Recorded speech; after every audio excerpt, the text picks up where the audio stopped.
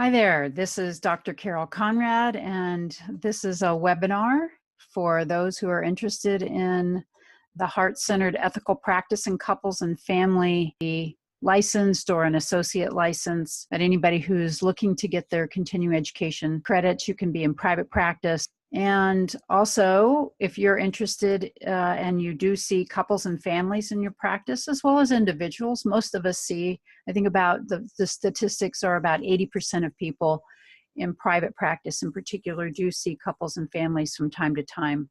It's a really good thing to have some added information about ethics regarding couples and families, because there's some specific nuances that you need to know about in a variety of areas we'll talk about. If you need some support with ethical dilemmas regarding couples and families, this is a great workshop. I've had lots of people who come, even though they already had their ethics training, because they wanted to know a little bit more about how, as they're working with couples and families, to do it in a most ethical way, because there are some complications that can come up when you're working with multiple groups of people. And it's also helpful if you can't find others to talk about some of those ethical dilemmas. So you'll get a chance to really connect with your community. Of course, if you need your ethics hours to keep up your licensing, our Cassidy seminars sponsors me at this, and I'm credentialed with APA, NASW, AAMFT, all the major organizations that provide those ethics trainings so that you can make sure that you are in line in your state with those things. I've never had a problem.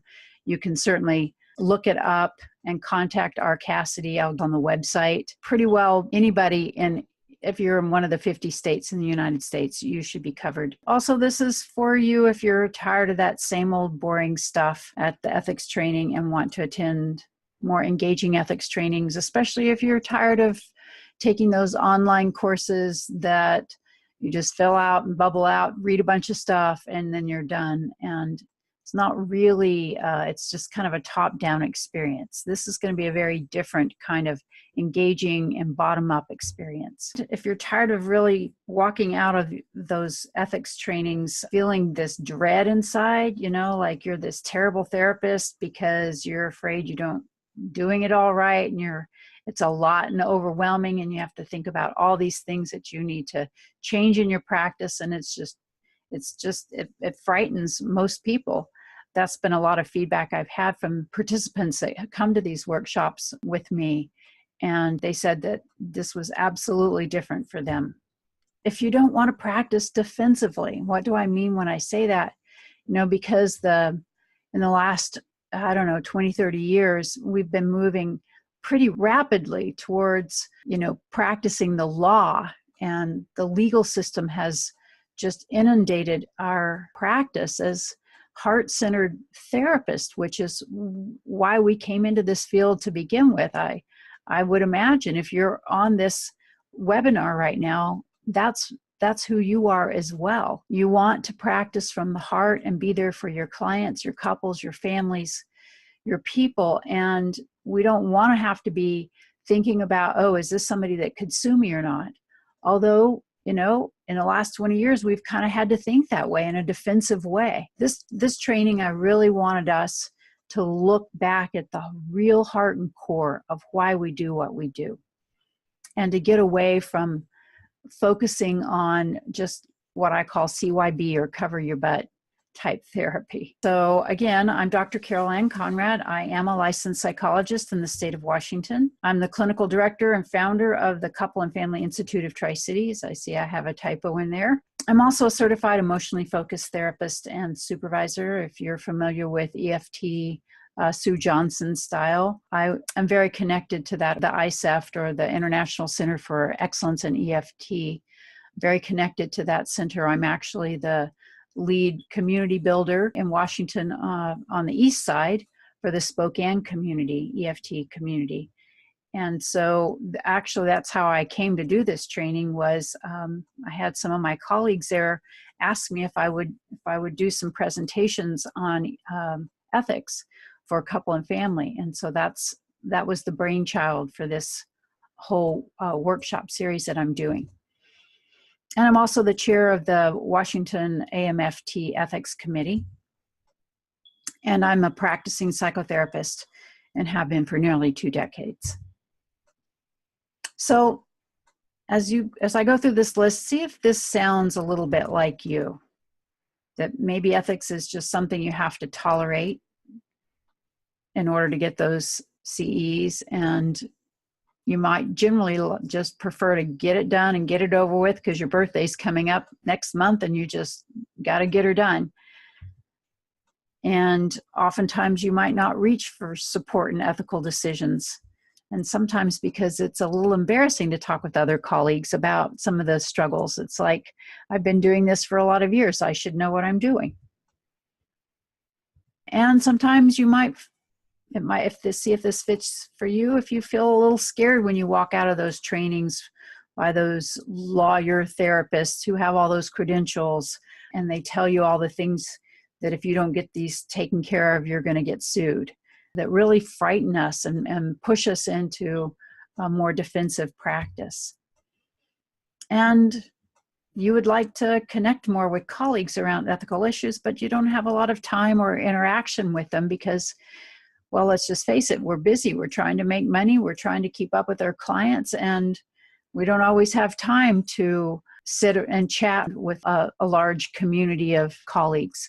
So this is an opportunity for you to really have that chance to connect with others. There's a Facebook group connected to this once you've been through the ethics training here that you'll be invited to, and that will connect you with a community of people that you can have specific conversations around ethical dilemmas and ethical issues that are specific to your community as well as to our nation. And so I want you to imagine for a minute if you were actually able to attend an ethical training that would be fun and gave you a lift of confidence in how you're practicing, and with a list of practical things that you could do afterward without feeling overwhelmed. Imagine if you were able to connect with others in your community that face similar situations without judgment, and also give you a different perspective on things, but that are relevant to your community and where you live. When we're on the west side, it's a lot different than when you're on the east side of the United States. Just a different demographic, different clients that we see, different practices that are in place, and different expectations of therapists in different communities. And so it's really important that we have access to people and our colleagues that are near us and that face the same kind of dilemmas that we do, so that we can create a different standard of care that's specific to our community. Imagine if you made some new connections and tapped into support that continued after the workshop, and that you didn't have to feel scared after you left, thinking about all those things you're doing wrong, but felt encouraged and also had a step-by-step outlined plan of what to do to update your practice without feeling, again, that overwhelm. So in this 6 continuing education credit course, you're not just going to get your requirements met, we're also going to give you information specific to the nuances of working with couples and families. We're going to do it in a fun and a unique way. There's another typo, to help you connect with your community right during the workshop, as well as afterwards. And we're not going to leave you falling asleep or bored out of your mind. Just a brief story. In one of the workshops that I was doing, a lady came up and sat right in front of me, literally maybe 5 feet from where I was standing and presenting. And she opened up her knitting bag and pulled her knitting needles out and her knitting yarn out. And she said, "Oh, I hope you're not offended. The last time I was in this very room, I kept thinking about how I should have my knitting because I needed something to do with my hands." And I said, "No, I wouldn't be offended at all. However, I think you might find that you won't really want to be knitting once we get going." So after the workshop, I looked down at her and I said, "I see you didn't even open your bag." And she said, "Oh, absolutely not. This was way too engaging. I didn't want to miss anything." So I think you'll find that you'll enjoy it and you certainly won't be bored. And it will also help you see all the things you're already doing right and encourage you in a step-by-step way to update your practice without fear. So my promise in this seminar is that it will be engaging, entertaining, and experiential, and an exciting day. And you're going to learn a lot of things. You're going to connect with your colleagues. It's going to be real and relevant. And it's also going to be rigorously backed with personal and professional experiences from everyone, not just from me, but from everyone. That's kind of my expertise, is being able to bring in community, to connect others, and we'll be part of creating something together. And I think you'll really enjoy it. And you'll have this inside out and bottom up experience of ethics in a way you've likely never experienced before. Well, maybe you did some in graduate school. I did a little bit, but this will be on steroids. And finally, I promise you'll have a fun day of learning and engaging with your colleagues. 10 things, and there'll be more things in this, but these are the main things that came to me as I was putting this webinar together that you're going to learn and do during this seminar. And for the learning objectives, you can find those on the website, but I just wanted to kind of go over these right now. We'll be talking about why it's important to focus on ethics versus the law as we get to the real heart of the matter. And kind of as I said earlier, we're going to really focus in on the ethical specifics rather than the legal specifics. We won't leave the legal things out, but the emphasis, we're going to lean into the ethical pieces that really draw us back to the reasons why we do what we do. We're going to talk about what the standard of care is and how you're an important part of it, and how your voice makes a difference in raising that standard.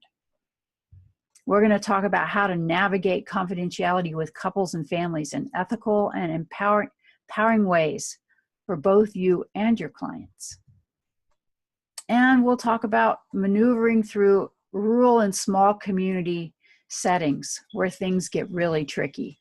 I have practiced pretty much all of my 20 years in rural, some even tiny rural areas, communities where the community itself, this town I lived in had 500 people for population, and the community probably didn't have more than 20,000 people altogether. And so in the seminar manual, we'll go through some decision trees, one that I actually created and have copyrighted myself, for how to determine the ways to maneuver through multiple relationships.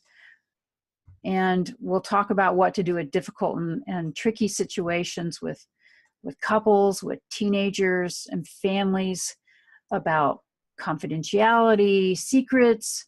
We'll talk about documentation, how to document those settings for families and for couples, and especially technology and HIPAA compliance issues.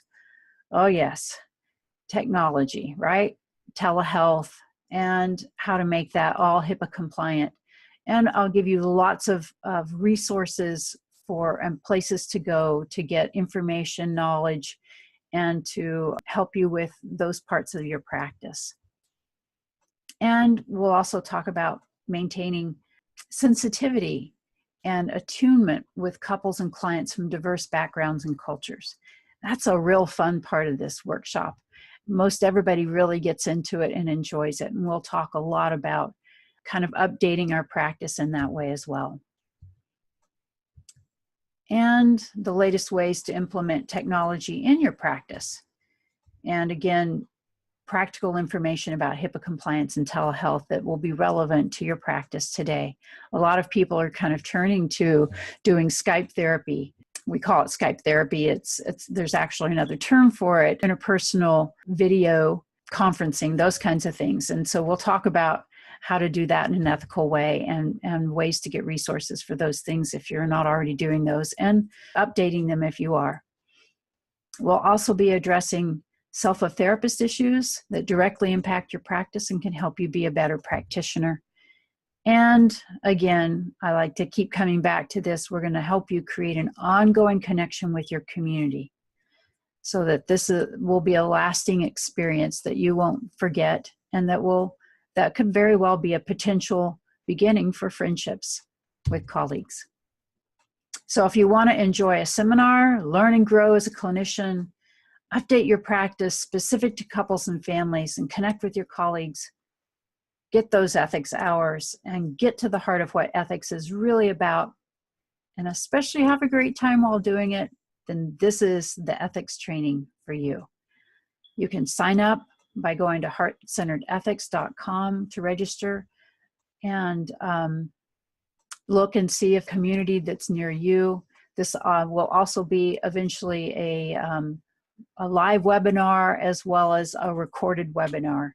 But for right now, you can go on the website and see if your area is hosting a face-to-face live workshop in your community. Thank you for your time, and I hope to see you soon.